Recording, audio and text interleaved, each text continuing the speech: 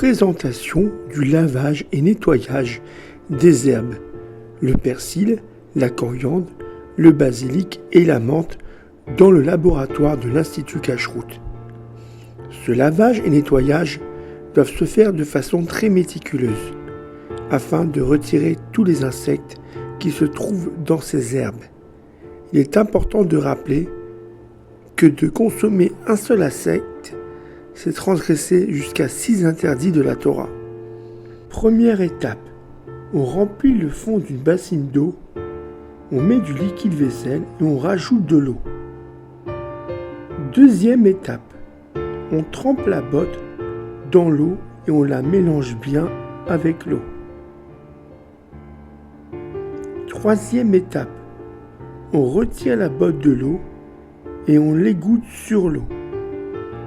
Quatrième étape, on rince la botte avec de l'eau de tous les côtés. Cinquième étape, on vide l'eau sale et on remet un fond d'eau propre dans la bassine et on remet du liquide vaisselle et on rajoute de l'eau. Sixième étape, on trempe encore une fois la botte dans l'eau et on la mélange bien avec l'eau. Septième étape, on retire la botte de l'eau et on l'égoutte sur l'eau. Huitième étape, on rince la botte. Neuvième étape, on recommence pour la troisième fois le lavage de la botte avec une nouvelle eau, avec le même processus que les fois précédentes. Par contre, après l'égouttage de la botte, on retire les élastiques et on nettoie bien l'eau à cet endroit, puisque à cause de l'élastique auparavant, ça n'a pas été bien lavé. Dixième étape.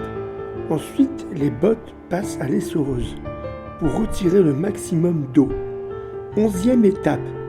On étale les bottes sur du sopalin. Douzième étape. Pour le coriandre ou le persil, on fait des bouquets.